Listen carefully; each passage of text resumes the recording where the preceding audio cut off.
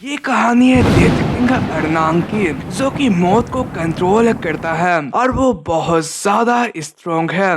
लेकिन हमेशा से ऐसा नहीं था। पहले वो एक फॉलन नोबल फैमिली का यंग मास्टर हुआ करता था। इसने यंग एज के अंदर ही अपनी मदर को खो दिया था, जिसकी वजह से हर कोई इसे बुली किया करते थे। इसलिए वो अपने ऊपर भरोसा करते हुए बड़ा बढ़ा था। लेकिन एक वक्त उसे एक फॉरवेदन कोडेक्स मिला, जिसकी वजह से वो नेक्रोमेंसी को प्रैक्टिस कर सकता था। वहीं पर इस टेक्निक को मास्टर करने के बाद कर्नाक ने अपने सारे दुश्मनों को बहुत बेरहमी से खत्म कर दिया। यहाँ तक कि पावरफुल से भी पावरफुल लोग उसका सामना न कर पाए और हमारे कर्नाक ने उन सभी लोगों को अपना गार्जियन बना दिया। लेकिन जब उसका सामना सबसे ज्यादा पावरफुल ड्रैगन एम्पर से हुआ तो उसने उस जगह पर उससे फाइट करने के लिए अपने स्किन को उतारते हुए एक बहुत ही ज्यादा पावरफुल अनडेड को क्रिएट करा। और उसी चीज की वजह से यहाँ पर सबसे ज्यादा स्ट्रॉन्गेस्ट अनडेड डेथ किंग का जन्म हुआ। इसी के साथ ही हमें 70 सालों के बाद का सीन दिखाया जाता है।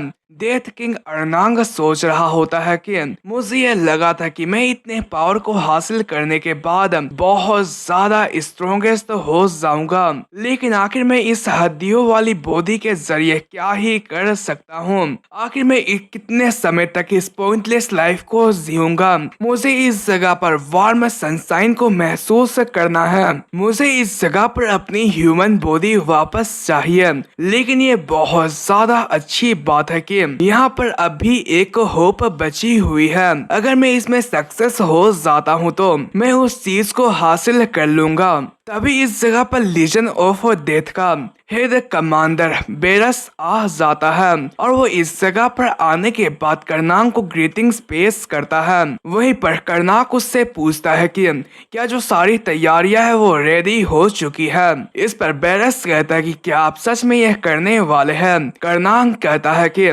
मुझे ऐसा फील हो रहा है कि हम लोग इसमें कामयाब हो सकते हैं। ये सुनकर बेरस बहुत ज्यादा खुश हो जाता है।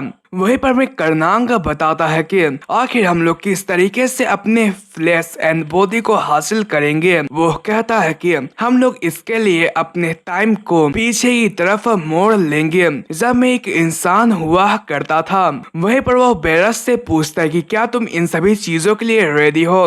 क्या तुम्हें इस जगह पर इस जिंदगी कोई पछतावा तो नहीं है ना। इस पर बेरस कहता है कि नहीं, मुझे इस जिंदगी का कोई भी पछतावा नहीं है।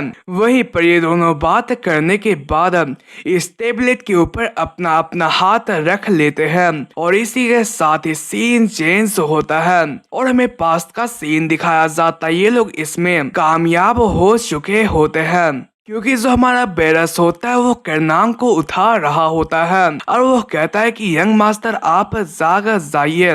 इस पर करनाक कहता है कि क्या ये तुम हो बेरस। इस पर बेरस कहता है कि ये फेस मेरा बहुत पहले हुआ करता था, इसे इतने सालों बाद पाकर मुझे अजीब सा फील हो रहा है। वहीं पर बेरस कहता है कि लेकिन यंग मास्टर, जो आपका फेस है वो तो सच में बहुत ज्यादा अजीब है। इस पर करनाक कहता है कि आखिर तुम रिस्पेक्ट को कहाँ भूल चुके हो। वहीं पर बगल की तरफ एक बुक रखी हुई होती है और ये वही बुक है जिसकी वजह से हमारे डेथ किंग करनाक की जर्नी स्टार्ट हुई थी। आई मीन ये है द सीक्रेट कोडेक्स।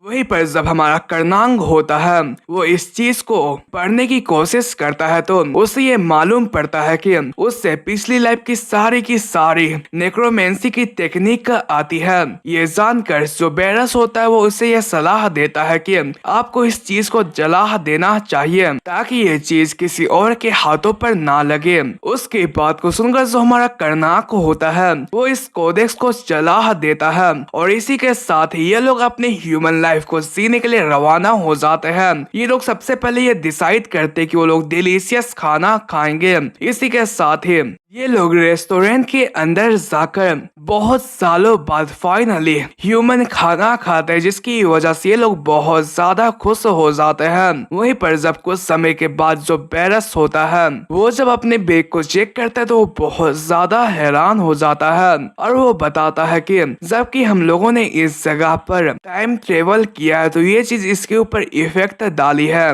वहीं पर उसके कहने का रीजन हमें बताया जाता है, क्योंकि इनका जो बैग होता है वो पैसों से भर चुका होता है। और ये चीज सच में इनके लिए बहुत ज्यादा अजीब बात होती है कि आखिर उनके पास इतना ज्यादा पैसा कैसे आया, क्योंकि अभी के टाइम पर तो जो हमारे कर्नाक की फैमिली जेस्तार थे वो तो बहुत ज्यादा गरीब है, क्योंकि जो हमारे कर्नाक के ग्रैंड फादर थे उन्होंने बहुत सारे बिजनेसेस करने की कोशिश करी थी, लेकिन वो सब में फेल हो गए थे, जिसकी वजह से वो लोग इस जगह पर बहुत ही बड़े वाले कर्जे के अंदर आ चुके हैं। वहीं पर वो अपने फादर के बारे में भी बताता है जो कि उतने खास नहीं थे, जिसकी वजह से जो उनकी हालत थी वो दिन प्रतिदिन बिगड़ती जा रही थी। यहीं पर जो उनकी ओरिजिनल वाइफ्स थी उनके 2 बेटे हुए थे और वो दोनों के दोनों निकम्मे थे। और साथ ही मेरी बात करी जाए तो मेरा किस्मत इतना घटिया था कि मैं एक टूटी फूटी फैमिली के अंदर पैदा हुआ था, जिसकी वजह से मेरी हालत बहुत ज्यादा बुरी हुई थी। लेकिन फिर भी ये लोग इसके बारे में ज्यादा गौर फिक्र नहीं करते हैं और वो लोग इस पैसे का इस्तेमाल करते हुए खूब खाना पीना खाते हैं।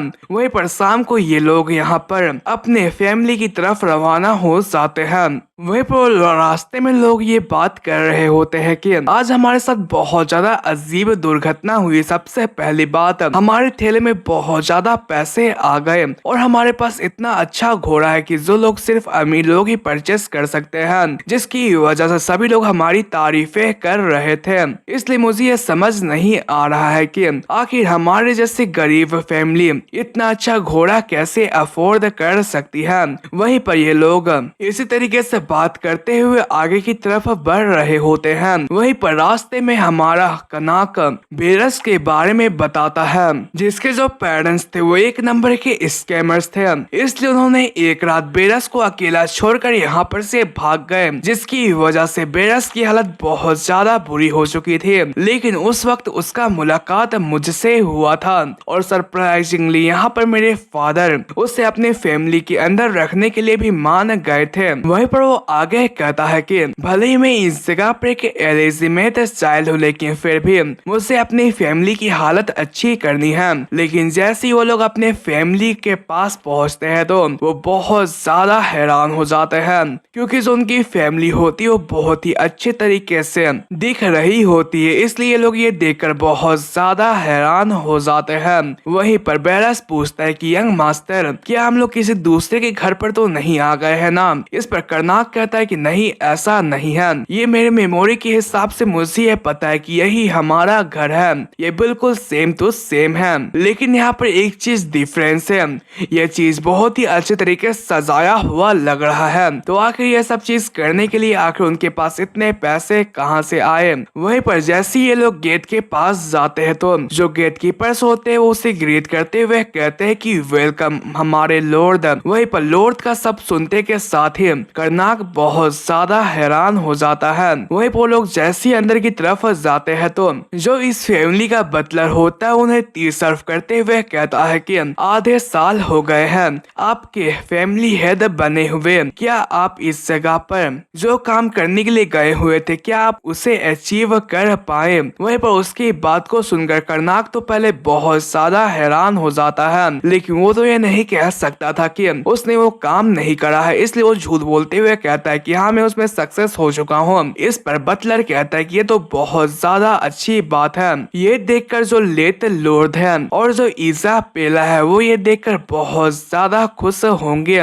वहीं पर ये बात सुन गई दोनों के दोनों बहुत ज्यादा हैरान हो चुके होते हैं, क्योंकि हमारे कर्नाक के फादर और जो उसकी स्टेप मदर होती है वो अभी के वक्त पर इस दुनिया में नहीं होती है। वहीं पर जो बटलर होता है वो ये बताता है कि यहाँ पर यंग मास्टर तेसिल और यंग मास्टर फेरल के जाने के बाद हमें ये लगा था कि हमारी हालत बहुत ज्यादा बुरी हो जाएगी, लेकिन आपकी वजह से अब भी हमारे पास होप है। वहीं पर उनकी बात को सुनकर कर्नाक ये समझ जाता है कि इसी की वजह से वो यहाँ पर लॉर्ड बना था, क्योंकि जो उसकी पूरी की पूरी एंटायर फैमिली वो अब खत्म हो चुकी है। वहीं पर इस चीज की वजह से दोनों के दोनों बहुत ज्यादा परेशान हो चुके होते हैं और ये आपस में बात कर रहे होते हैं। ये देखकर बटलर पूछता पूछता है कि आखिर आप लोग इतना ज्यादा परेशान क्यों है। इस पर बेरस झूठ बोलते हुए कहता है कि यहाँ पर यंग मास्टर ये कह रहे हैं कि वो इतने ज्यादा लंबे सफर से आने की वजह से बहुत ज्यादा थके हुए हैं, इसलिए क्या हम लोग कल इसके बारे में बात कर सकते हैं। उसकी बात को सुनकर बटलर इसके लिए मान जाता है और वो यहाँ पर से चला जाता है। वहीं पर बटलर के जाने के बाद जो कर्नाक होता है वो इसके लिए हमारे बेरस का शुक्रिया अदा करता है। वहीं पर ये लोग अपने कमरे के अंदर जाने लगे होते हैं और वो सोच रहे होते हैं कि आखिर इस जगह पर जो सिचुएशन चल रहा है उसके बारे में कैसे पता लगाया जाए, लेकिन वो लोगों के पास एक आइडिया आता है, इसलिए वो लोग रात तक का इंतजार करने को कहते हैं। इसी के साथ ही हमें रात का सीन दिखाया जाता है जहाँ पर दोनों के दोनों बटलर के कमरे के अंदर जाते हैं, जहाँ पर जो हमारा कर्नाक होता है वो माइंड इंस्पेक्शन टेक्निक का इस्तेमाल करते हुए यहाँ पर बटलर के सोल को निकाल लेता है और वो उससे यह सवाल पूछता है कि आखिर जेस्टर फैमिली की जो फाइनेंस है वो किस तरीके से इम्प्रूव्ड हुई थी और आखिर में कैसे इस फैमिली का हेड बना। उसकी बात को सुनकर बटलर इसके बारे में बताना स्टार्ट कर देता है कि 4 साल पहले जब जो सेकेंड यंग मास्टर थे वो ट्रेनिंग करने के लिए गए हुए थे तो उन्हें गलती से कॉपर माइन मिल गई थी। इस चीज की वजह से हमारे यहाँ तो बहुत ज्यादा खुशी का माहौल था, लेकिन उस बीच एक प्रॉब्लम आ गई क्योंकि जो कॉपर माइन का लोकेशन था वो जेस्टर द फैमिली और देवेंटर फैमिली के बीच पर था, आई मीन बॉर्डर लाइन पर था, जिसकी वजह से इन दोनों फैमिली ने ये क्लेम करना स्टार्ट कर दिया कि ये जो कॉपर माइन है ये उनका है, जिसकी वजह से इन दोनों फैमिली के बीच वार स्टार्ट तो हो गई। यहाँ पर जो देवेंटर फैमिली थी वो हमेशा से ही अपने मिलिट्री ट्रेनिंग के ऊपर ध्यान दिया करती थी, जिसकी वजह से वहाँ एक ऐसा पर्सन बना जिसे कोई नहीं हरा सकता था और उनका नाम था सर रैंडोल्फ। उसने इस जगह पर इजली बैरन रापुत को बैटल के अंदर हरा दिया था, यहाँ तक कि उसने यंग मास्टर तहसील को भी यहाँ पर मार दिया जो कि ओल्डेस्ट सन थे इस फैमिली के। वहीं पर इस फाइट की वजह से जो सेकंड यंग मास्टर थे उन्होंने अपने फाव को खो दिया था, जिसकी वजह से उन्होंने कुछ समय के अंदर सुसाइड कर लिया।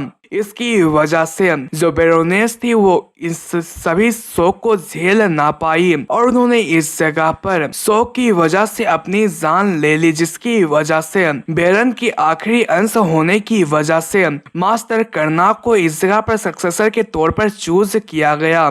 लेकिन जबकि जो कर्नाक था वो एक माइनर था, तो इन दोनों फैमिली ने ये डिसाइड किया कि ये लोग कर्नाक के बड़े हो जाने तक यहाँ पर कोई भी फाइट नहीं लड़ेंगे। हालांकि अभी तक सभी लोगों का कॉपर माइन के ऊपर नजर थी, लेकिन तभी जो यंग मास्टर कर्नाक थे वो एक आइडिया के साथ आए अपने इस फैमिली को बचाने के लिए। उन्होंने सर रेंटोफ के खिलाफ यहाँ पर एक ड्यूअल चैलेंज दिया, वो भी the goddess of moon and justice के नाम पर। वहीं पर में ट्रायल ड्यूअल के बारे में बताया जाता है। ये एक ऐसा ड्यूअल है जिसके अंदर कोई लोग एक चीज को शर्त लगाते हुए एक दूसरे से फाइट करते हैं, लेकिन इसका आउटकम एक ही निकलता है। अगर किसी पर्सन को जीतना है तो सामने वाले को मरना होगा। वहीं पर इन सभी चीजों के बारे में सुनकर बेरस कहता है कि यंग मास्टर आपने तो अपना गड्ढा खुद ही खोद लिया। इस पर कर्नाक कहता है कि ये मैं नहीं था बल्कि मेरा सेल्फ था। उसने ऐसा इसलिए किया क्योंकि जो ये फैमिली थी वो हार रही थी, इसलिए उसने उसे चैलेंज किया। लेकिन जो देवेंटर फैमिली थी वो इसे मना नहीं कर सकती थी, क्योंकि अगर वो ऐसा करते तो जो उनकी इज्जत थी वो खाक में मिल जाती। इसलिए उन्होंने इस ड्यूअल को एक्सेप्ट कर लिया। अगर मैं इस फाइट को जीत जाता हूँ तो जो कॉपर माइन है वो हमारी फैमिली की हो जाएगी। अगर ऐसा होता है तो हम लोग बहुत ज्यादा अमीर हो सकते हैं। बेरस कहता है कि लेकिन जो आपकी करंट स्किल लेवल है, अगर आप उसकी मदद से फाइट करने की कोशिश करते तो आपका काम तमाम हो जाएगा। इस पर कर्नाक कहता है कि इसलिए मैं यहाँ पर ड्यूअल के आने तक बहुत ज्यादा मेहनत करते हुए अपने आप को स्ट्रॉन्गेस्ट बनाऊंगा। वहीं पर वो बटलर से पूछता है कि आखिर ड्यूअल कब होने वाला है। बटलर कहता है कि 1 महीने बाद। ये सुनकर कर्नाक बहुत ज्यादा हैरान हो जाता है। इसी के साथ ही सीन चेंज होता है। अच्छे खासे डाइनिंग टेबल का सीन दिखाया जाता है। जो हमारा कर्नाक होता है वो बेरस को ये सब खाने को ऑफर करता है। वहीं पर ये सभी चीजों की वजह से बेरस बहुत ज्यादा खुश हो जाता है और वो इस चीज को खाते हुए कहता है कि जो वो फाइट है वो जल्दी ही आने वाली है, तो क्या इस तरीके से आराम करना सही रहेगा। इस पर कर्नाक कहता है कि आखिर बेतल में मैं थोड़ी जाने वाला हूँ, क्या तुम मेरी इस जगह पर उस बेतल में हिस्सा ले सकते हो। इस पर बेरस कहता है कि ना, मैं उस बेतल के अंदर जाऊंगा ही नहीं, मुझे ये नहीं लगता है कि मैं ये कर पाऊंगा। इस पर कर्नाक कहता है कि तुम ये कर सकते हो क्योंकि तुमने 4 मार्शल किंग्स में से 3 मार्शल किंग्स को मारा था। इस पर बेरस बताता है कि ये सब इसलिए हो पाया था क्योंकि आपने अपने नेक्रोमेंसी के जरिए मेरी हेल्प करी थी। हाँ, लेकिन अगर मेरे पास अभी आधा साल होता तो मैं शायद से यहाँ पर ट्रेनिंग करते हुए उस सर रेंथलोफ को हरा सकता था, लेकिन मेरे पास उतना टाइम नहीं है। हाँ, लेकिन मेरे पास एक आइडिया है, आप अपने इस फैमिली के किसी पावरफुल नाइट को फाइट करने के लिए भेज सकते हैं। इस पर कर्नाक बताता है कि अगर इस फैमिली के अंदर कोई पावरफुल नाइट होता तो मैं यहाँ पर इस फैमिली का हेड नहीं होता। इस पर बेरस कहता है कि आप इस जगह पर नेक्रोमेंसी का तो इस्तेमाल कर सकते हैं ना। इस पर कर्नाक बताता है कि यहाँ पर एक प्रॉब्लम है, जो नेक्रोमेंसी वो इस जगह पर बैन है। क्या तुम्हें ये पता है कि हम लोग पास्ट लाइफ में भाग क्यों रहे थे। ऐसा इसलिए था क्योंकि मैंने नेक्रोमेंसी का इस्तेमाल करते हुए हाउस होल्ड स्टेल्थी को डिस्ट्रॉय किया था, इसलिए सभी लोग मुझे डीमन समझ रहे थे और साथ ही साथ यहाँ पर जो प्रीस्ट थे उन्होंने भी मुझे पूरे तरीके से डीमन घोषित कर दिया था, इसलिए सभी लोग मुझे मारने की कोशिश कर रहे थे। इसलिए मुझे ना चाहते हुए भी अपने नेक्रोमेंसी का इस्तेमाल करते हुए उन सभी लोगों को मारना पड़ा था और इस जगह पर से भागना पड़ा था। इस पर बेरस हंसते हुए कहता है कि हाँ, ये बात तो है क्योंकि उस वक्त पर उन लोगों ने हमें कुछ ज्यादा ही भगाया था। अगर मैं इस जगह पर नेक्रोमेंसी का इस्तेमाल करता हूँ तो मैं इजिली सर रेंडोल्फ को हरा सकता हूँ, लेकिन वहाँ पर जो जजेस होंगे वो प्रीस्ट होंगे और प्रीस्ट को नेक्रोमेंसी के पावर के बारे में पता होता है, इसलिए मैं दोबारा से ये नहीं चाहता हूँ कि वो लोग मेरे पीछे पड़े। इस पर बेरस ये आइडिया देता है कि क्यों ना हम लोग इस जगह पर पैसे लेकर भाग जाए। इस पर कर्नाक कहता है कि नहीं, मैं ऐसा नहीं कर सकता हूँ क्योंकि इस फैमिली के अंदर जितने भी मेरे दुश्मन थे वो तो मारे गए हैं। अब इस फैमिली के अंदर वही लोग बचे हुए हैं जो कि मेरे ऊपर भरोसा और मुझसे प्यार करते हैं, तो आखिर मैं कैसे उन्हें छोड़कर जा सकता हूँ। इस पर बेरस कहता है कि अगर ऐसी बात है तो तुम्हें फ्यूनरल के लिए रेडी हो जाना चाहिए। तभी हमारा कर्नाक कहता है कि भले एक बहुत ज्यादा डेंजरस आइडिया है, लेकिन फिर भी मेरे पास एक आइडिया। इसी के साथ सीन चेंज होता है और हमें डेवेंटर नॉर्थर्न फोर्थ का सीन दिखाया जाता है, जहाँ पर जो सर रेंडोल्फ होते हैं वो ट्रेनिंग कर रहे होते हैं। तभी इस जगह पर एक पर्सन आते हुए पूछता है कि सर रेंडोल्फ, आखिर आप जो ट्रेनिंग है वो कैसी चल रही है। इस पर सर रेंडोल्फो से ये बताते हैं कि आखिर कैसी ट्रेनिंग, मैं तो बस अपने पावर को ऐसे ही बढ़ा रहा हूँ, आखिर उस जैसे नौसिखिया के लिए मुझे क्या ही ट्रेनिंग करने की जरूरत पड़ेगी। इस पर ये पर्सन भी सोच रहा होता है कि मैं भी तो एक नंबर का गधा हूँ, आखिर सन रेंडोल्फ उस जैसे लूजर से कैसे हार सकते हैं। तभी उस पर्सन की नजर साइड पर पड़ती है जहाँ पर एक बंदा बैठा हुआ कुछ चीजें सेल कर रहा होता है, इसलिए वो कहता है कि मर्चेंट तो दोबारा से आ चुके हैं, इसलिए मुझे बहुत ज्यादा गुस्सा आ रहा है। वही पर इसी के साथ ही में मर्चेंट को दिखाया जाता है जो कि कोई और नहीं बल्कि हमारा बेरस होता है, जो ये कह रहा होता है कि मुझे ये समझ में आ चुका है, ये बहुत ज्यादा अच्छी बात है कि मैं यहाँ पर आया हूँ। भले ही जो रेंडोल्फ है वो बहुत ज्यादा पावरफुल है, लेकिन फिर भी उसकी कुछ ऐसी कमजोरियां है जिसकी वजह से 1-on-1 बोतल के अंदर जो उसका दुश्मन है वो उसे हरा सकता है, क्योंकि जो ये पर्सन है वो हेवी स्वॉर्ड टेक्निक्स का इस्तेमाल करता है और साथ ही साथ उसने अभी तक बेटल ओरा के बारे में अभी तक सीखा नहीं है, जिसकी वजह से उसके मूवमेंट्स को प्रेडिक्ट कर पाना बहुत ज्यादा इजी है। लेकिन फिर भी यंग मास्टर के लिए 1 महीना काफी नहीं रहेगा, लेकिन फिर भी हम इतनी आसानी से हार नहीं सकते हैं। मुझे जाकर यंग मास्टर को इसके बारे में बताना होगा। इसी के साथ ही सीन चेंज होता है और हमें जिस्तार्ड स्टेट के पर्सनल रूम का सीन दिखाया जाता है, जहां पर जो बेरस होता है वो आता हुआ कहता है कि आखिर आपकी ट्रेनिंग कैसी चल रही है। लेकिन वो जैसे सामने की तरफ देखता तो बहुत ज्यादा हैरान हो जाता है, क्योंकि जो हमारा कर्नाक होता है वो नीचे की तरफ लेता हुआ होता है, इसलिए वो उसे उठाने की कोशिश कर रहा होता है। वहीं पर उसके उठने के बाद जो बेरस होता है वो उससे पूछता है कि क्या आपने 50 लैप्स के रनिंग को कंप्लीट करा। इस पर कर्नांक बताता है कि मैं तो बस फिनिश ही करने वाला था, लेकिन मैं कोलैप्स हो गया। इस पर बेरस कहता है कि इसकी वजह से ये पता चलता है कि आपकी जो स्टेमिना है वो बहुत ज्यादा कमजोर है। इस पर कर्नाक पूछता है क्या यहाँ पर ट्रेनिंग करना जरूरी है। इस पर बेरस कहता है कि अगर आप ट्रेनिंग नहीं करेंगे तो आखिर आप सर रेंडलोफ के सामने कैसे टिक पाएंगे। वहीं पर जो हमारा कर्नाक होता है वो आराम करने के बारे में सोचता है, लेकिन बेरस गुस्से से कहता है कि आप मरना चाहते हैं, इसलिए हमें जल्दी करके यहाँ पर ट्रेनिंग करना चाहिए। वहीं पर इसी के साथ ही जो हमारा बेरस होता है वो हमारे हीरो की ट्रेनिंग को स्टार्ट कर देता है, जिसके हिसाब से हमारे कर्नाक को सबसे पहले ब्रेकफास्ट करते हुए यहाँ पर 100 पुशअप्स मारना होता है और उसी के साथ ही उसे पोल स्विंग्स करना पड़ता है और 100 स्क्वाट्स करने पड़ते हैं।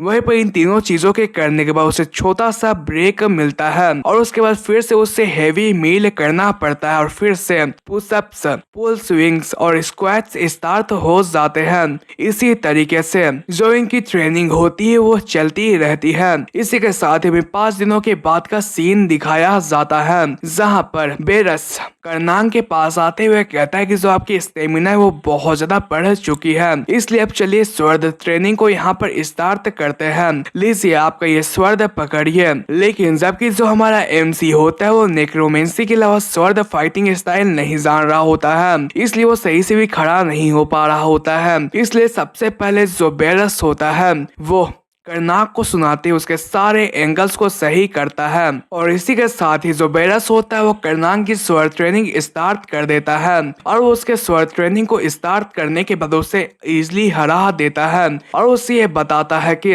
यहाँ पर स्वर्द फाइटिंग के कुछ रूल्स होते हैं, तुम्हें यहाँ पर आंख खोलकर फाइटिंग करनी है और जब कोई पर्सन तुम्हारे ऊपर अटैक करे तो तुम्हें उसे डोज भी करना है। अगर तुम उसे काउंटर अटैक कर सकते हो तो तुम्हें उसे काउंटर अटैक भी करना है। इससे तुम्हें इन सभी चीजों को ध्यान में रखते हुए यहाँ पर ट्रेनिंग करना होगा। यहाँ पर जो रेंडोल्फ होता है वो हमेशा शो ऑफ करता रहता है और वो इस जगह पर अपने ओपोनेंट के साथ खेलता है, जिसकी वजह से जो ओपोनेंट का मोरल होता है वो गिर जाता है और वो इसकी वजह से अपने ओपोनेंट को इजीली हरा देता है। लेकिन तुम्हें हार नहीं मानना है, अगर तुम ऐसा करते हो तो तुम पक्का उसे हरा सकते हो। इसी के साथ ही हमें फिर से 10 दिन के बाद का सीन दिखाया जाता है, जहाँ पर ये लोग स्वर्द ट्रेनिंग कर रहे होते हैं। लेकिन अभी तक जो हमारा कर्नांग होता है वो बहुत ज्यादा अच्छा हो चुका होता है, वो अटैक को डोज और उसे ब्लॉक भी कर पा रहा होता है। लेकिन फिर भी वो इस जगह पर लास्ट में हमारे बेरस से हार जा रहा होता है,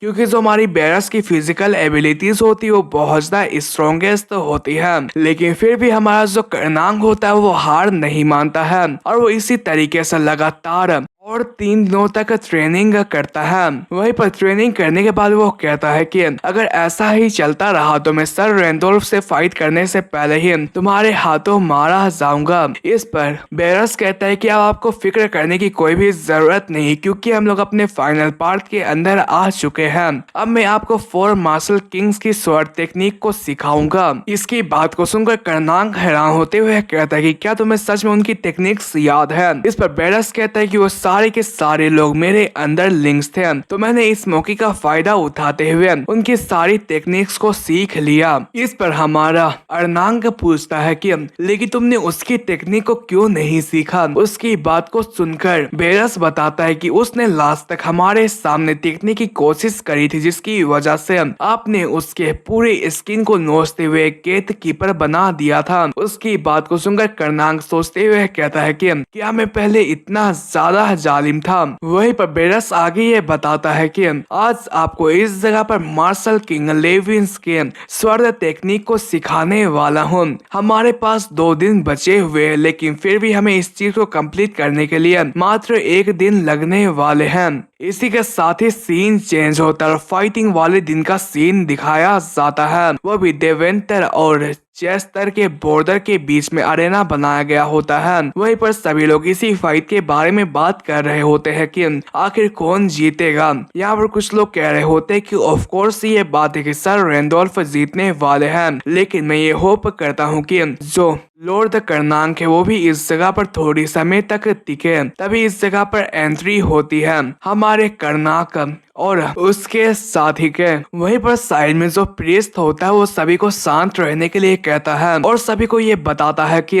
यहाँ पर इन दोनों फैमिली के लोगों ने कॉपर माइन के ऊपर ओनरशिप क्लेम करी है, जिसकी वजह से आज एक ड्यूल होने वाली है हाउस जेस्टर्स के कर्नांक और देवेंद्र फैमिली के सर रेंडोल्फ के बीच में। इन दोनों में से जो भी जीतेगा वही इस जगह पर कॉपर माइन के ऊपर ओनरशिप क्लेम कर सकता है। वहीं पर वो इन दोनों से पूछता है कि एलियम के नाम पर क्या तुम लोग इस जगह पर होनरेबली इस फाइट को लड़ने को तैयार हो, तो ये दोनों हाँ में जवाब देते हैं। इसी के साथ ही जो ये ट्रायल होता है वो स्टार्ट हो जाता है और ये दोनों के दोनों एक दूसरे के सामने आ चुके होते हैं। तभी जो सर रेंडोल्फ होता है वो अपने स्वर्ड को लेते हुए कर्नांक के ऊपर अटैक करने के लिए जाता है, लेकिन कर्नांक अपने शील्ड का इस्तेमाल करते हुए उसके अटैक को रोक लेता है और वो उससे कहता है कि तुम फिक्र मत करो, आने वाले समय के अंदर ये देखा जाएगा कि आखिर वो इस फाइट को कौन जीतता है। इसकी वजह से जो सर रेंडोल्फ होता है वो फिर से कर्नांक के ऊपर अटैक करता है, लेकिन कर्नांक दोबारा से उसके अटैक को डॉज कर लेता है। ये देखकर सभी लोग इसी के बारे में फाइट कर रहे होते हैं और वो कह रहे होते कि जो ये फाइट हो तो बहुत ज्यादा नॉर्मल है, लेकिन फिर भी जो लॉर्ड कर्नाक है वो उससे अच्छी खासी टक्कर दे रहे हैं। वहीं पर कर्नाक पीछे की तरफ जाते हुए कहता है कि मुझे इस जगह पर डरा हुआ फेस नहीं दिखाना है, इसलिए वो चिल्लाते हुए कहता है कि मेरे पास आओ। उसकी बात को सुनकर सर रैंडल्फ उसके ऊपर अटैक करने के लिए जाने लगा होता है, लेकिन उसने इस बार अपने स्वर्ड एनर्जी को बहुत ज्यादा बढ़ा दिया होता है, जिसे देखकर हमारा कर्नाक ये समझ जाता है कि वो अपने शील्ड की मदद से उसके अटैक को ब्लॉक नहीं कर सकता है, इसलिए वो यहाँ पर रोल करते हुए उसके अटैक को डॉज करता है। ये देखकर सभी के सभी लोग बहुत ज्यादा हैरान हो जाते हैं। वहीं पर हमारा कर्नांक अपने शील्ड को फेंकते हुए कहता है कि मैंने जितना सोचा था तुम तो उससे बहुत ज्यादा कमजोर निकले, जबकि तुम इतने ज्यादा कमजोर हो तो अब मुझसे अपने शील्ड की कोई भी जरूरत नहीं है। तुम टर्टल की तरह बहुत ज्यादा स्लो हो, इसलिए मैं अपने स्वॉर्ड का इस्तेमाल करते हुए तुमसे फाइट करूंगा। वहीं पर इसकी वजह से सर रेंडोल्फ बहुत ज्यादा गुस्सा हो जाता है और वो कहता है कि आखिर तुम्हारी हिम्मत कैसे हुई मुझसे इस तरीके से बात करने की। मैं तुम्हारा वो हाल करूंगा कि तुम आगे से अपना जबान ना चला सको।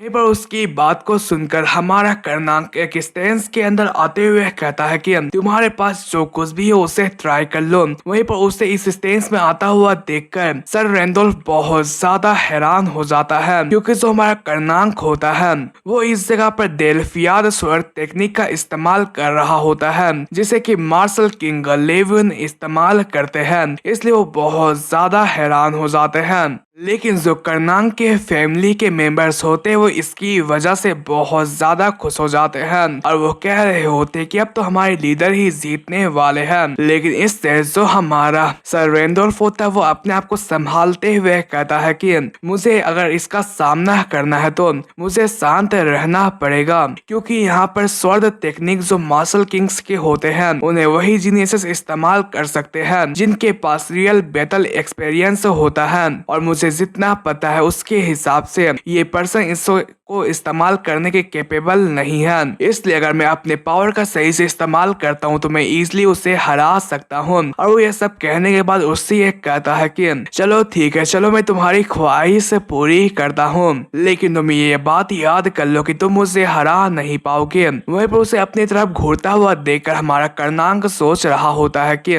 लगता है कि मैं इतने ज्यादा एटीट्यूड का इस्तेमाल करते हुए उसके मोरल को डाउन नहीं कर सकता हूँ। वहीं पर पास्ट का सीन दिखाया जाता है जहाँ पर हमारा कर्नांक पूछ रहा होता है कि क्या मैं एक दिन के अंदर मार्शल किंग के टेक्निक को सीख सकता हूँ। बेरस कहता है कि आपको सीखने की जरूरत नहीं, बस आपको कॉपी करने की जरूरत है। आपको वहाँ पर जाकर बस इतना करना है कि आपको इस टेक्निक को कॉपी करते हुए सभी को ये एहसास दिलाना है कि आप इतने कैपेबल है कि आप शायद से सर रेंडोल्फ को भी हरा सकते हैं और आप बहुत समय से ट्रेनिंग कर सकते हैं। हमारा रियल प्लान तो कोई और ही है ना। वहीं पर बेरस की बातों को याद करते हुए जो हमारा कर्नांक होता है वो इसी प्लान के मुताबिक चलता है, लेकिन वो इसकी वजह से सर रेंडोल्फ के हाथों बहुत ही बुरे तरीके से पीट रहा होता है। वहीं पर वो सोच रहा होता है कि बेरस ने बस मुझे ये नहीं बताया था कि इस काम में मुझे बहुत ज्यादा मार पड़ने वाली है, लेकिन फिर भी मैं हार नहीं मान सकता हूँ। मुझे यहाँ पर अपने प्लान पर कामयाबी चाहिए।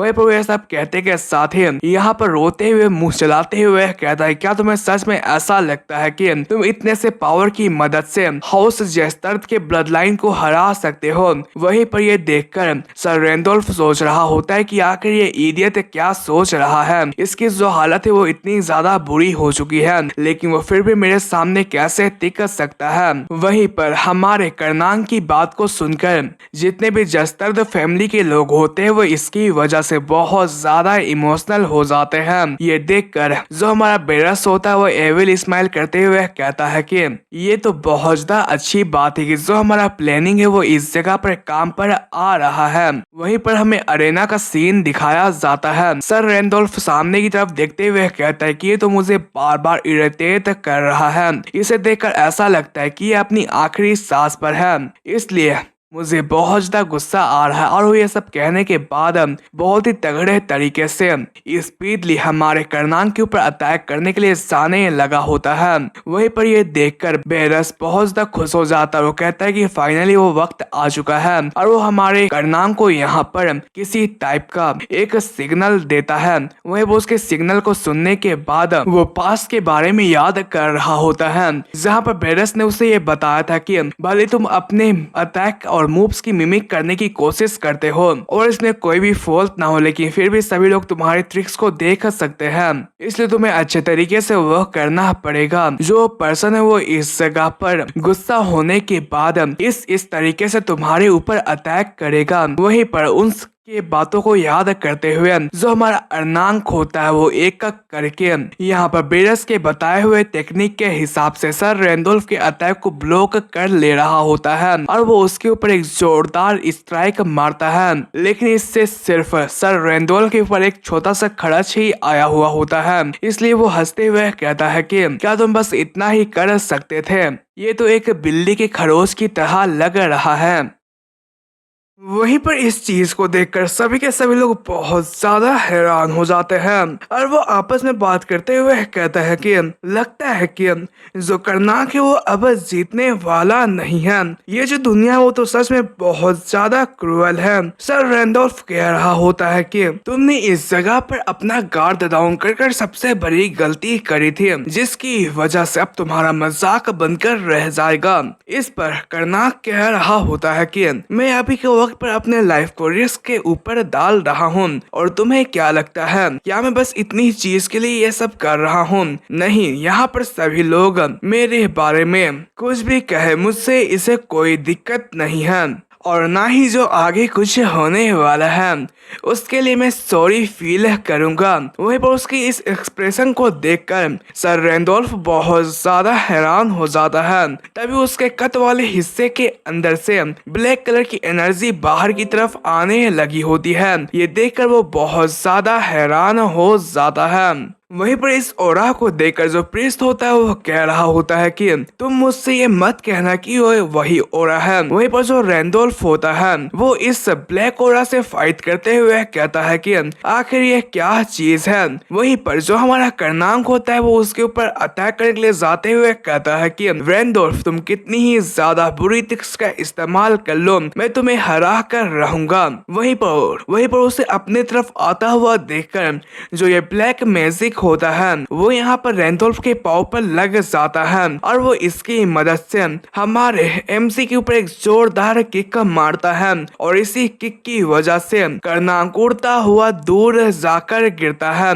वहीं पर ये देखकर सभी लोग कह रहे होते हैं कि आखिर एक ह्यूमन के पास इतना स्ट्रेंथ कैसे हो सकता है? क्या जो ब्लैक ओरा है उसे सर रेंडोल्फ कंट्रोल कर रहे हैं? क्या एक बैटल ओरा है ना? तभी हमारा जो बेरस होता है वो बीच में कूदते हुए हुए कहता है कि ये तो नेक्रोमेंसी की पावर है, ये तो डेविल की पावर है। वहीं पर यह सुनकर जो प्रीस्ट होते हैं वो अपने साथियों को रैंडोल्फ को हराने के लिए भेज देते हैं।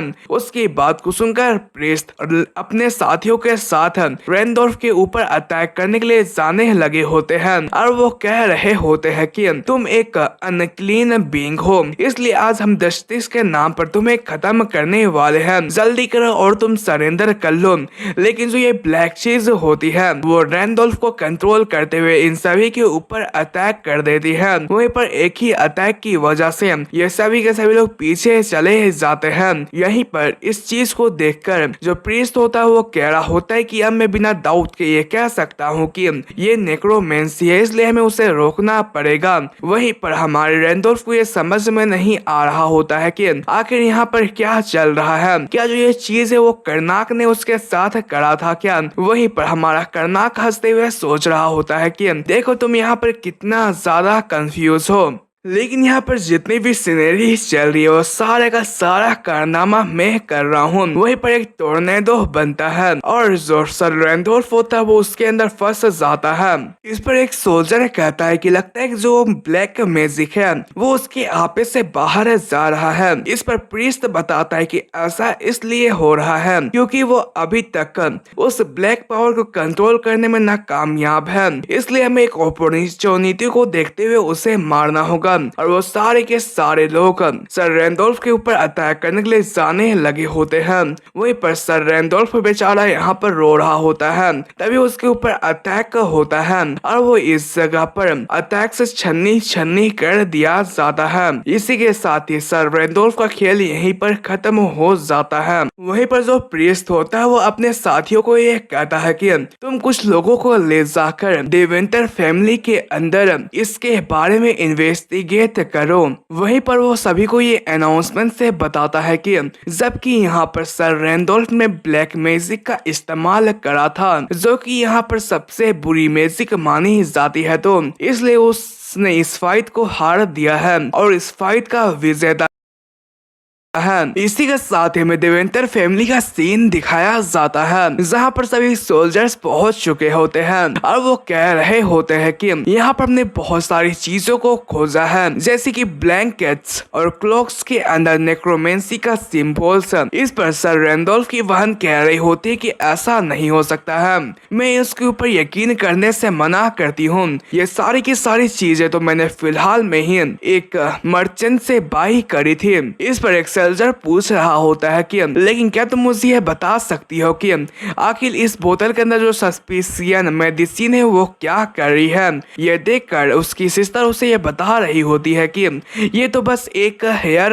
ग्रोथ फॉर्मूला है जिसे कि मैंने मर्चेंट से बाई करा था। इस पर वो पर्सन बताता है कि ये भी नेक्रोमेंसी का एक सिम्टम है, इसलिए जल्द ही इसके बारे में सुनाई होने वाली है। वहीं पर इसी के साथ ही सीन चेंज होता है। कुछ दिनों के बाद जेस्टर द फैमिली का सीन दिखाया जाता है जहां पर जो हमारे दोनों लोग होते हैं वो किसी एक मासूम की जिंदगी को तबाह बर्बाद करने के बाद मस्त खाना चूस रहे होते हैं। वहीं पर बेरस पूछता है कि यंग मास्टर क्या आप मुझे ये बता सकते हैं कि आखिर आपने उस जैसे स्पेल के बारे में कैसा सोचा। इस पर कर्नाक बताता है कि मुझे कुछ भी करते हुए जीतना था, इसलिए मैंने इसका इस्तेमाल करा, लेकिन अगर रैंडोल्फ की जो इसकी पर्सनालिटी है वैसी नहीं होती तो शायद से मैं इसमें फेल हो जाता। इसी के साथ हमें एक महीने के पहले का सीन दिखाया जाता है जहाँ पर हमारी कर्नाक की बात को सुनकर जो बेरस होता है वो कह रहा होता है कि तो तुम्हारे कहने की ये मतलब है कि तुम नेक्रोमेंसी का इस्तेमाल करने वाले हो,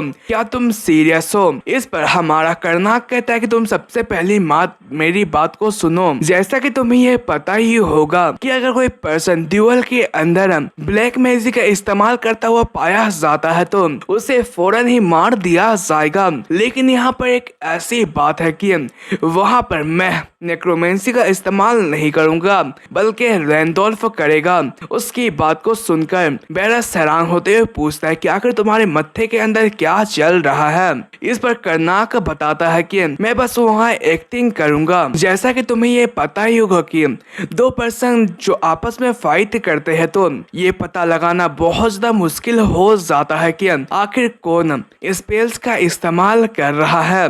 उस वक्त पर मैं एक हाई लेवल के नेक्रोमेंसी स्पेल का इस्तेमाल करूंगा, जिसकी वजह से यहाँ पर पावरफुल बंदे भी इसे सस्पेक्ट नहीं कर पाएंगे। लेकिन वहाँ पर एक इशू है, अगर मैं ये करना चाहता हूँ तो मुझे इसके लिए सबसे पहले अपने दुश्मन का खून बहाना पड़ेगा। लेकिन अभी मेरे पास जितनी स्किल्स है मुझे ये डर है कि मैं उसके पास अपने ब्लेड को पहुँचा नहीं पाऊंगा। ये सुनते के साथ ही बेरस एक एविल स्माइल करते हुए कहता है कि यंग मास्टर, मेरे होते हुए आपको फिक्र करने की क्या जरूरत है, मैं हूं ना आपको इसके बारे में सिखाने के लिए। इसी के साथ ही प्रेजेंट का सीन दिखाया जाता है। कर्नाक कह रहा होता है कि जो टाइम तो सच में बहुत ज्यादा हॉरिबल था। इस पर बेरस कहता है कि आपको उदास होने की कोई भी जरूरत नहीं है, आपने इसके बहाने थोड़ी बड़ी मौत तो कही थी ना। लेकिन हाँ, यहाँ पर एक बात तो थी, अगर आप नेक्रोमेंसी का इस्तेमाल नहीं करते तो आप रैंडोल्फ को हरा नहीं पाते।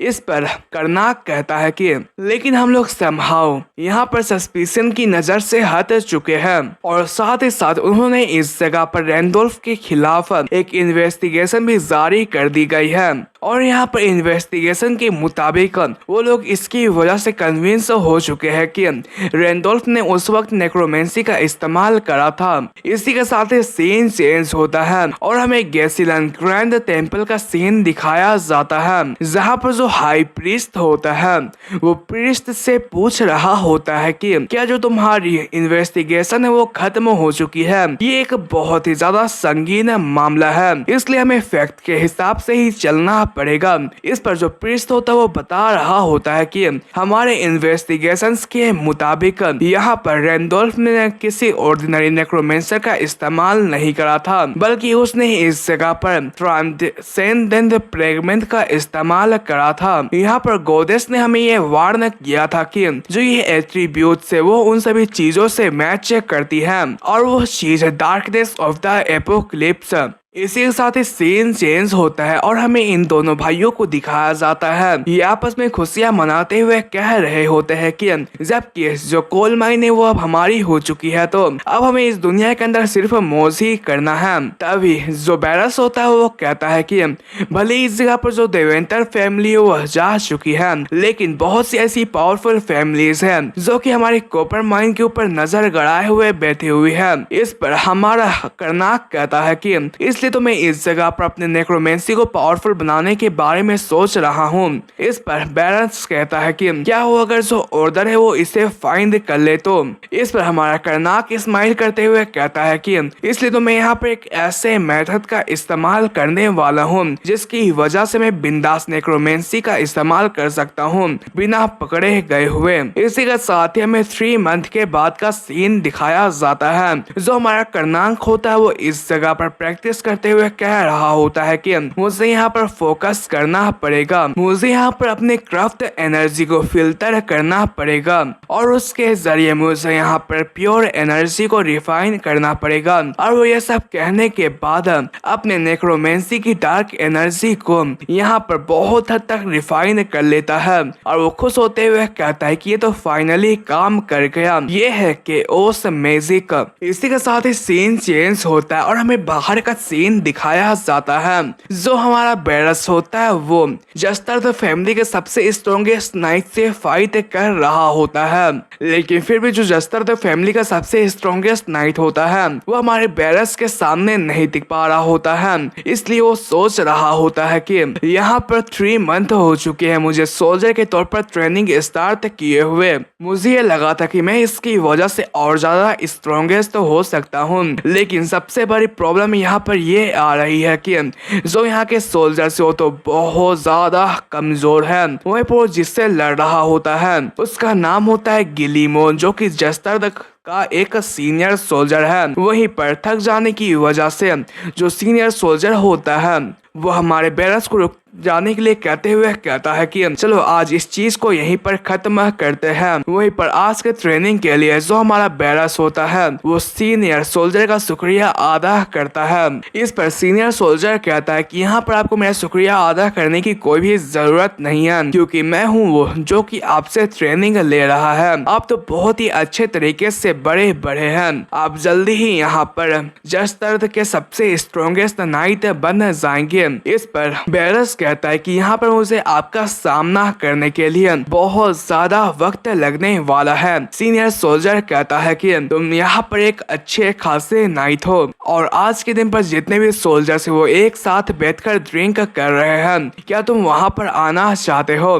इस पर बैरस कहता है कि नहीं, मैं यहाँ पर नहीं आ सकता हूँ, क्योंकि यंग मास्टर ने मुझे कुछ पर्सनल काम दिया है, इसलिए मैं यहाँ पर से चलता हूँ। और वो यह सब कहने के बाद हमारे करनान की रूम की तरफ बढ़ने लगा होता है। वो कह रहा होता है कि यंग मास्टर, मैं आपके लिए स्नैक्स लाया हूँ, लेकिन वो जैसे दरवाजे को खोलता है तो सामने की तरफ से एक फायर बॉल इधर की तरफ आती है, जिसे वो लकीली डोज कर लेता है। वहीं पर करनान उसके ऊपर भड़कते हुए कहता है कि किसी के भी कमरे के अंदर आने से पहले सबसे पहले तुम्हें नॉक करना चाहिए। वहीं पर बैरस पूछ रहा होता है कि आखिर आपने भी कौन सी टेक्निक का इस्तेमाल करा था? इसे देखकर तो ऐसा नहीं लगता है कि ये एक नेक्रोमेंसी है। इस पर करनांक बताता है कि हाँ, तुम बहुत ज्यादा शार्प हो, इसे देखकर कोई ये नहीं बता सकता है कि ये एक नेक्रोमेंसी है, ये तो माना की तरह दिखता है ना। इस पर बैरस कहता है कि ये तभी हो सकता है ना जब आप अपने पावर को यहाँ पर स्विच कर सके। वहीं पर मैं बताया जा रहा होता है कि इस वर्ल्ड के अंदर 4 तरीके हैं जिसकी मदद से तुम बहुत ज्यादा पावरफुल हो सकते हो। यहाँ पर नाइट के पास बेतल ओरा होती है, यहाँ पर मेजेस के पास माना होती है, और यहाँ पर क्लेरिक्स के पास डिविनिटी होती है,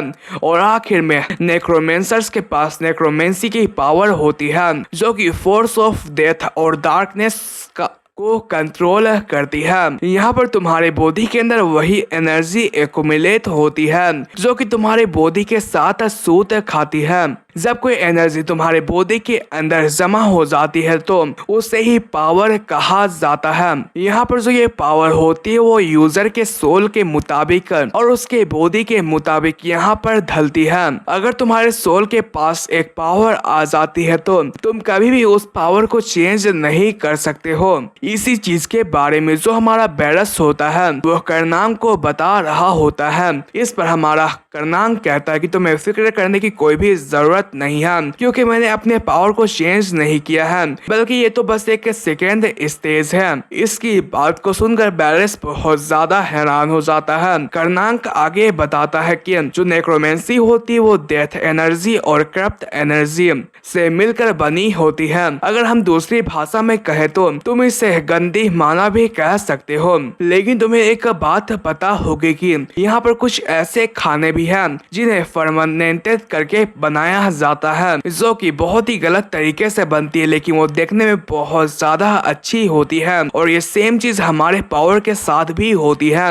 वो अच्छी भी होती है और वो गंदी भी होती है। यहाँ पर उसे फिल्टर करने के लिए मैंने अपने नेगेटिव इमोशंस और जितने भी ग्रजेस थे और जितने भी हेट्स थे उन सभी को यहाँ पर खत्म करा, और मैंने इस चीज को केओस माना के अंदर चेंज कर दिया है, जो कि सिमिलर नॉर्मल माना की तरह ही दिखाई देता है। इस पर बैरस भी कहता है कि आपके कहे मुताबिक ये चीज सच में माना की तरह दिखाई देती है। वहीं पर करनांग कहता है कि जबकि मैंने अपने केओस माना को रेडी कर लिया है तो अब मुझे मेज की तरह एक्ट करना चाहिए। इस पर बैरस कहता है कि क्या आप केओस माना का इस्तेमाल करते हुए अपने पहले वाले स्ट्रेंथ का इस्तेमाल कर सकते हैं क्या? इस पर हमारा करनांग कहता है कि यहाँ पर पावर के साथ बड़ी बड़ी इंसिडेंट भी आती रहती है, इसलिए यहाँ पर मेरे पास तो बस छोटी मोटी टेरिटरी है ही है, तो आखिर मैं ज्यादा एनर्जी का क्या ही उखाड़ूंगा। इसी के साथ ही हमें जेस्टर द टेरिटरी के वेस्टर्न फॉरेस्ट का सीन दिखाया जाता है, जहाँ पर जेस्टर द फैमिली के जितने भी सोल्जर्स होते हैं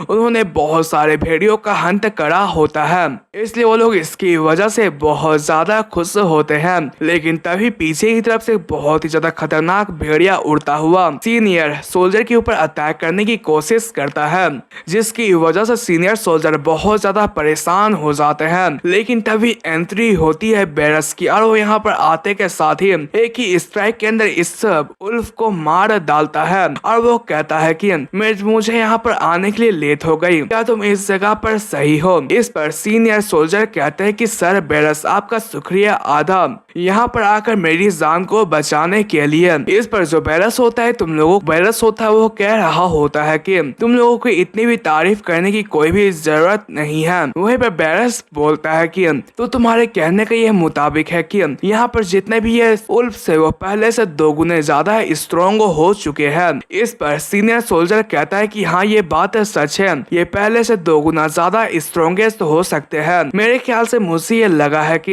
यहाँ पर जो ये र्यूमर है वो सच हो सकती है। वहीं पर र्यूमर की बात को सुनकर बेरस इसके बारे में पूछता है। इस पर जो ये सीनियर सोल्जर होता है वो द गोडेस ऑफ ओरेकल के बारे में बताता है। यहाँ पर जो 7 गोडेसेस है वो इस जगह पर डिस्ट्रक्शन से इस वर्ल्ड को बचाए हुए रखती है, लेकिन एक दिन ऐसा आएगा जिस दिन जो आसमान होगी वो फट जाएगी और उसके अंदर से बहुत ज्यादा डार्कनेस आएगी जो कि लाइट को इरेज करते हुए यहाँ पर मुश्किलात को बढ़ाती ही जाएगी और यहाँ पर जो गलत पीस तो होंगे उन्हें गलत पावर मिलती ही जाएगी और इसकी वजह से गलत जमीनों के अंदर से बहुत ज्यादा मुर्दे जाग जाएंगे और जो किंग ऑफ डेथ है वो खुद यहाँ पर इस वर्ल्ड के अंदर खून खराबा करने के लिए लैंडिंग लेगा और वो आखिर में इस जगह पर डिस्ट्रक्शन के नाम पर जाना जाएगा। वहीं पर अगर ये चीज हो जाती है तो इस दुनिया के अंदर जितने भी मॉन्स्टर्स होंगे वो बहुत ज्यादा पावरफुल हो जाएंगे और जो यहाँ पर नेक्रोमेंसर्स हैं वो इस जगह पर बहुत ज्यादा स्ट्रॉन्गेस्ट हो जाएंगे और वो इस वर्ल्ड के अंदर जहाँ जाएंगे वहाँ तबाहियां मचाना स्टार्ट कर देंगे। इसी चीज को रोकने के लिए जो कंटिनेंट के रिलीजियस लोग हैं वो हर एक चीज को फूक फूक कर देखते हैं। उन्हें जहाँ नेक्रोमेंसर्स दिखाई देते हैं वो उन्हें पकड़ पकड़ कर यहाँ पर मार डालते हैं, क्योंकि उन्हें ये खौफ है कि अगर कोई नेक्रोमेंसर बच जाता है और वो स्ट्रॉन्गेस्ट हो जाता है तो वो इस ओरेकल को कंप्लीट कर देगा। वहीं पर इस चीज के बारे में जो बेरस होता है वो हमारे करनाम को जाकर बताता है और वो कहता है कि हमारे रिग्रेस होने से पहले ऐसी कोई भी ओरेकल नहीं हुई थी ना, तो आखिर जो हमारी पास्ट वो लगातार चेंज क्यों हो रही है। इस पर करनान कह रहा होता है कि मुझे तो इतना गुस्सा आ रहा है कि हमारे पास पूरी तरीके से इनफ इंफॉर्मेशन नहीं है। वहीं पर बेरस कह रहा होता है कि यंग मास्टर जो ये र्यूमर्स वो सेम टू सेम हमारी बारे में बातें कर रहा है, आपको क्या लगता है क्या जो ये चीज वो हमारे साथ रिलेटेड है क्या? इस पर करनान कहता है कि जो टाइम पीरियड है वो इस जगह पर एक साथ नहीं है, ये जो ओरेकल है वो इस जगह पर हमारे टाइमलाइन से पहले हुआ था। इसकी वजह से बेरस परेशान होते हुए कहता है कि ओ अच्छा, ऐसी बात है, जो ये वर्ल्ड है वो तो पूरे तरीके से कोलैप्स कर रही है, हमें कुछ नहीं करना चाहिए क्या? इस पर करनान कहता है कि हम लोग क्या ही कर सकते हैं, हम लोग तो बस एक छोटे से जमीन के मालिक हैं। वैसे मुझे तो ये पता नहीं है कि आखिर अभी के वक्त पर किंग ऑफ डेथ कौन है, लेकिन क्या इस वर्ल्ड को डिस्ट्रॉय करना इतना ज्यादा आसान है क्या? इस पर बेरस बताता है कि हाँ, यहाँ पर तो बहुत सारे हीरो हैं, शायद से वो इस वर्ल्ड को बचा सकते। इस पर करनान कह रहा होता है कि चलो उनके ऊपर थोड़ा मोड़ा ट्रस्ट कर लिया जाता है, जब तक के लिए यहाँ पर हम लोग अपने टेरिटरी के ऊपर मौज मस्ती करते हैं। इसी के साथ ही में 7 दिनों के बाद का सीन दिखाया जाता है जहाँ पर उसके पास एक पर्सन आ चुका होता है। वो कह रहा होता है कि मैं गॉडेस ऑफ सन के चर्च से आया हुआ हूँ, मैं ये चाहता हूँ कि आप लोग मेरे एक मामले में हेल्प करें। वहीं पर उसे इस जगह पर देखकर ये दोनों के दोनों बहुत ज्यादा परेशान हो जाते हैं। वहीं पर यह पर्सन बताता है कि यहाँ पर देर रात के अंदर एक नेक्रोमेंसर एक्टिव हुआ था जो कि अभी के वक्त पर आपके जेस्टार्ड इलाके में घुस चुका है, इसलिए हम लोग ये जानते हैं कि वो यही आसपास के जंगल में छुपा हुआ होगा। इसलिए हम ये चाहते हैं कि आप लोग हमें एक गाइड दे जिसकी मदद से हम उसे पकड़ ले। वहीं पर जो बेरस होता है वो सोच रहा होता है कि यंग मास्टर आपको इसके लिए मना करना होगा, लेकिन हमारा करनांग इस चीज के लिए मान जाता है। वहीं पर ये देखकर बेरस बहुत ज्यादा हैरान हो जाता है। वहीं पर करनांग कहता है कि आपको फिक्र करने की कोई भी जरूरत नहीं है, मैं उस पर्सन को जितना जल्द हो सके आप तक पहुंचा दूंगा। वहीं पर इस कॉर्पोरेशन के लिए वो जो पर्सन होता है वो करनांग का शुक्रिया आदा करता है। वहीं पर उसके जाने के बाद जो बेरस होता है वो हमारे करनान के ऊपर गुस्सा होते हुए कहता है कि मुझे यह लगा था कि हम लोग अब दोबारा से इस वर्ल्ड मेथड्स के अंदर नहीं पढ़ने वाले हैं। इस पर करनान कहता है कि ये बहुत ज्यादा अच्छी अपॉर्चुनिटी थी, हम लोग उस पर्सन का हेल्प कर रहे हैं जिसकी वजह से हमें ये अपॉर्चुनिटी मिलेगी कि हम उनसे पहले उस पर्सन को पकड़ लेंगे। इस पर बेरस कहता है कि आखिर आप क्या करने की कोशिश कर रहे हैं। इस पर करनान अपने एविल वाले रूप को दिखाते हुए कहता है कि हम लोग उससे पहले पकड़ेंगे और उसका कीमा बना देंगे। इसी के साथ ही हमें उस नेक्रोमेंसरी वाले बंदे को दिखाया जाता है जो कि यहाँ पर जंगलों से भागता हुआ कहता है कि आखिर उन लोगों की हिम्मत कैसे हुई, वो लोग मेरे पीछे कुत्तों की तरह पड़े हुए हैं। मुझे यह लगा था कि अब मैं फाइनली बेघरों वाली जिंदगी को छोड़कर यहाँ पर एक अच्छी लाइफ जीऊंगा, लेकिन फौरन ही वो लोग तो मेरे पीछे पड़ चुके हैं। लेकिन मैं ये वादा करता हूँ कि अगर मैं आज के दिन पर सरवाइव कर जाता हूँ तो मैं आने वाले समय के अंदर आकर यहाँ पर रिवेंज जरूर लूंगा। लेकिन तभी यहाँ पर चर्च के जितने भी सोल्जर्स होते हैं वो आ जाते हैं और उसे घेरते हुए कहते हैं कि डिमोनिक नेक्रोमेंसर तुम यहाँ पर रुक जाओ। वहीं पर उन्हें इस जगह पर देखकर ये पर्सन कह रहा होता है कि तो ये एक ट्रैप था, इसलिए मैं इतनी आसानी से यहाँ पर घूम फिर पा रहा था। वहीं पर ये सभी लोगों से घेर कर कहता है कि जल्दी करो और सरेंडर कर दो वरना तुम हम तुम्हारे हाथों से नहीं बचोगे। उसकी बात को सुनकर ये पर्सन बहुत ज्यादा गुस्सा हो जाता है और वो अपने नेक्रोमेंसर वाले डार्क माना को रिलीज करते हुए बहुत सारे लीचेस को बाहर की तरफ निकाल लेता है और वो इससे इन सभी सोल्जर्स के ऊपर अटैक कर देता है। वहीं पर एक पेड़ के ऊपर ये दोनों भाई बैठे हुए होते हैं। वहीं पर करनान कह रहा होता है कि तो मुझे बहुत ज्यादा गुस्सा दिला रहा है, जो इसकी वर्ड्स और जो इसके टेक्निक्स हो तो सब के सब बहुत ज्यादा गलत है। बेरस कह रहा होता है कि लगता है कि उसने इस जगह पर स्टैंडर्ड प्रोसीजर्स को नहीं सीख रखा होगा, इसलिए हमारे ख्याल से मुझे ये लगता है कि हमें जल्दी उसे स्टार्ट करना पड़ेगा। वहीं पर तभी जो ये बंदा होता है वो फिर से यहाँ पर से भागना स्टार्ट कर देता है। ये देखकर करनान कह रहा होता है कि लगता है कि वो इस जगह पर बहुत ही भागने में माहिर है, चलो उससे पहले ही हम लोग उस जगह पर पहुंच जाते हैं जहां पर ये पहुंचने वाला है। वहीं पर मैं इस कुछ समय के बाद इस पर्सन को दिखाया जाता है जो कि एक केव के अंदर जाते हुए कह रहा होता है कि मैंने यहाँ पर कुछ ज्यादा ही अपने पावर का इस्तेमाल कर लिया है, इसलिए मुझे यहाँ पर छुपना पड़ेगा। चलो कोई जगह पर जाकर यहाँ पर फायर वर्क को जलाया जाए। लेकिन वो जैसे सामने की तरफ देखता है तो वो बहुत ज्यादा हैरान हो जाता है क्योंकि सामने की तरफ ये दोनों भाई बैठे हुए होते हैं। वहीं पर बेरस कहता है कि ओ ये तो यहाँ पर आ चुका है, तुम तो यहाँ पर बहुत लेट से आए हुए हो। वहीं पर करनान का बताता है कि जो ये जगह तुम देख रहे हो वो हमारा पर्सनल हाइडआउट है, लगता है कि तुम यहाँ पर पहली दफा आए हो। वहीं पर ये पर्सन कह रहा होता है कि आखिर तुम दोनों यहाँ पर क्या कर रहे हो। इस पर करनान कहता है कि हम वो लोग हैं जो कि आज तुम्हें पकड़ने वाले हैं। इसकी वजह से ये पर्सन बहुत ज्यादा गुस्सा हो जाता है और वो इस जगह पर अपने सर्वेंट्स को निकाल कर इन सभी लोगों को घेर लेता है और वो भागते हुए कहता है कि मैं समय को बाय करने के लिए इन लोगों को यहाँ पर छोड़ सकता हूँ। और ये सब कहने के बाद यहाँ पर से बाहर की तरफ चला जाता है। वहीं पर बेरस कह रहा होता है कि इनकी जो तादाद है वो बहुत ज्यादा है, इसलिए मुझे ये नहीं लगता है कि मैं अपने स्वर्ण की मदद से उन्हें काट पाऊंगा।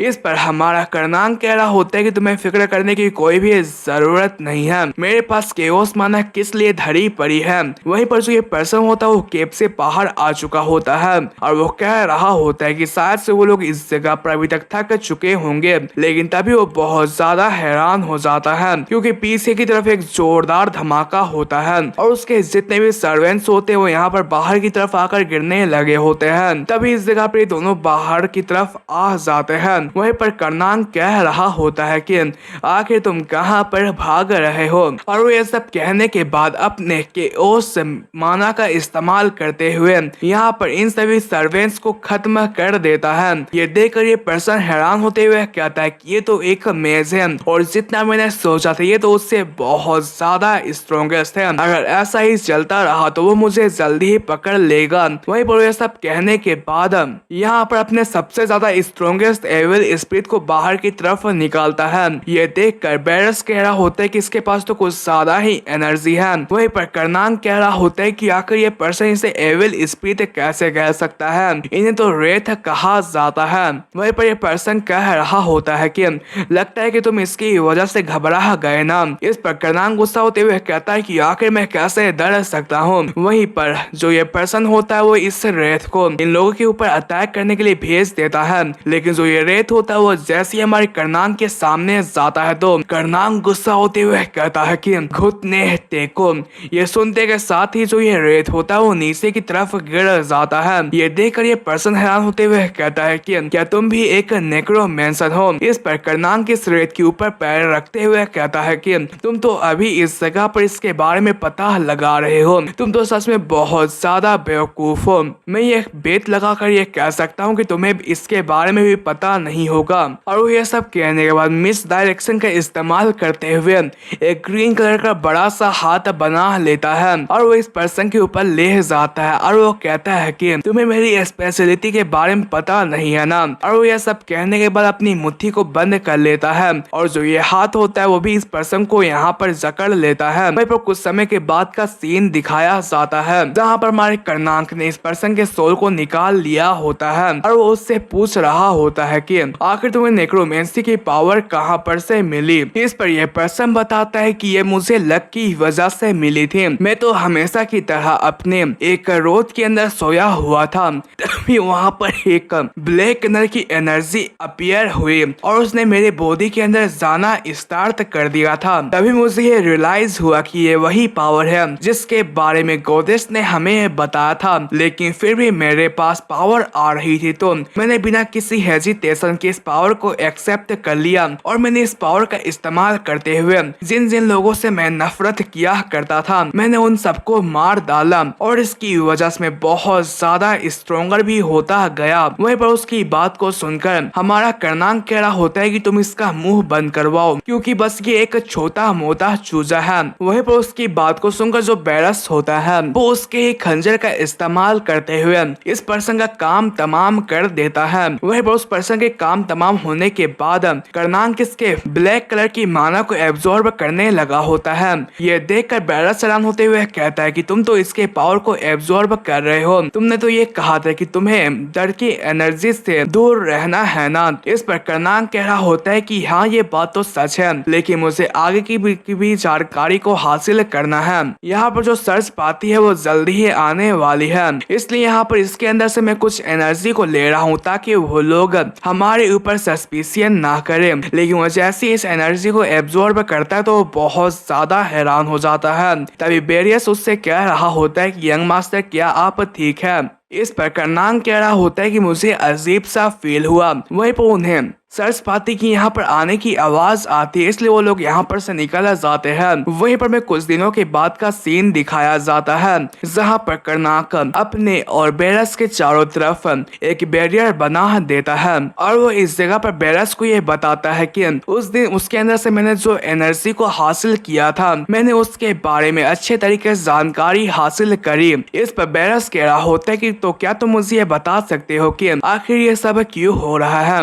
इस पर कर्नांग कहता है कि ये सारी चीजों का जो जड़ है वो मैं हूँ। उसकी बात को सुनकर बेरस हैरान हो जाता है और वो उससे कहता है कि लेकिन आखिर ये कैसे हो सकता है, क्या ये टाइमलाइन की वजह से हुआ है। इस पर कर्नांग कहता है कि मुझे भी इसके बारे में पता नहीं है, लेकिन जो पावर थी वो सेम टू सेम डिट्टो मेरी पावर से मैच कर रही थी। बेरस कहता है कि आखिर ये कैसे हो सकता है। इस पर कर्नांग कहता है कि क्या तुम्हें ये बात याद है कि हम लोगों ने पोजेशन को छोड़कर यहाँ पर रिग्रेशन को चूज किया था क्योंकि जो दूसरे पर्सन की बॉडी थी वो हमारे पावर को होल्ड नहीं कर पा रही थी, इसलिए हम लोगों ने इस जगह पर अपने बॉडी को छोड़कर अपने सोल को अपने पास्ट वाले रूप के अंदर ट्रांसफर कर दिए हैं। लेकिन मुझे यह नहीं लगता है कि यहाँ पर जो मेरी पावर है वो फ्यूचर के अंदर है।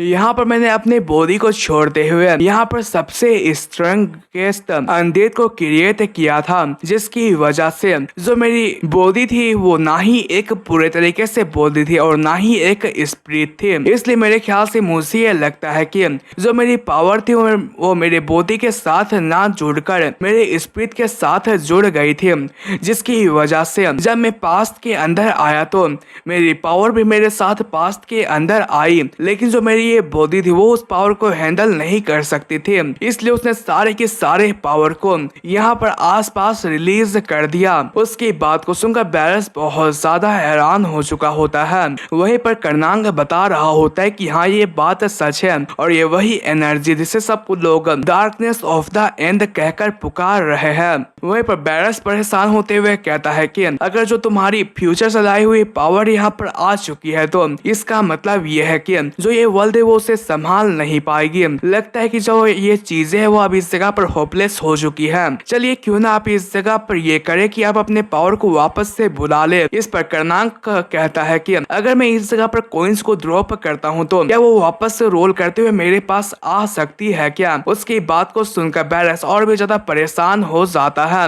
वहीं पर कर्नांग भी परेशान होते हुए कहता है कि लगता है कि अब हमें कुछ करना पड़ेगा। इस पर बैरस कहता है कि तो तुम क्या करने की सोच रहे हो। इस पर कर्नांग कहता है कि इसके लिए हमें दूसरे डार्कनेस द एंड को खोजना पड़ेगा। इस पर बैरस कह रहा होता है कि तो इसका मतलब ये है कि जो हमारी ये हंसती खेलती जिंदगी है वो अब इस जगह पर तबाह बर्बाद होने वाली है। इसी के साथ ही सीन चेंज होता है और हमें इन्हें सफर करता हुआ दिखाया जाता है, जहाँ पर कर्नांग कह रहा होता है कि यहाँ पर बाहर की तरफ आकर मुझे अच्छा फील हो रहा है। इस पर बैरस कह रहा होता है कि ऐसा इसलिए क्योंकि अभी हम लोगों का पीछा कोई भी नहीं कर रहा है। वहीं पर वो आगे कहता है कि लेकिन यहाँ पर तो कोई भी बैंडिश का साइन नजर नहीं आ रहा है। इस पर कर्नांग बताता है कि हमें देखकर ऐसा लगता है कि यहाँ पर हमारे बैकिंग में कोई है, इसलिए उनके अंदर इतनी हिम्मत नहीं है कि वो यहाँ पर हमारा रास्ता रोक सके। इस पर बैरस कहता है कि हाँ ये बात तो सच है कि यहाँ पर पैसा ही सब कुछ है। वहीं पर बैरस पूछता है कि क्या हम लोग देरात की तरफ रवाना हो रहे हैं। इस पर कर्नांग कहता है कि हाँ क्योंकि वहाँ पर लास्ट नेक्रोमेंसर को पकड़ा गया था, इसलिए शायद से वहाँ पर हमें कुछ क्लूज मिल चुकी होगी। वहीं पर बैरस कह रहा होता है कि ये बहुत ज्यादा अनप्लान्ड लग रहा है क्योंकि जो डार्कनेस ऑफ द एंड है वो खुद चलते हुए हमारे पास तो नहीं आएगी, इसलिए क्या तुम्हारे पास ट्रैकिंग मैजिक है क्या। इस पर कर्नांग कह रहा होता है कि ऐसी बात नहीं है, मेरे पास वो नहीं है, हमें ओल्ड तरीकों से ही उसे करना पड़ेगा। क्या तुम्हें वो बात याद है कि आखिर हम लोग पिछले दिनों पर कहाँ गए थे। वहीं पर लोग एक बड़ी ही सिटी के पास पहुंच चुके होते हैं और इसी के साथ ही जो ये एपिसोड होता है वो खत्म होता है। तो आपसे मैं कुछ सवाल पूछना चाहता हूँ, आखिर आपको ये सीरीज कैसी लगी। मेरे ख्याल से तो मेरे को ये सीरीज बहुत ज्यादा मस्त लगी क्योंकि ये फनी भी है और ये फाइटिंग टाइप की भी है और जो हमारा हीरो है वो एविल भी है और अच्छा भी है। आपको कैसा लगा आप कमेंट पर बता सकते हैं। अगर आपको नेक्स्ट एपिसोड चाहिए तो आप कमेंट पर नेक्स्ट एपिसोड जरूर लिख दीजिएगा। तब तक के लिए सायोनारा, बाय।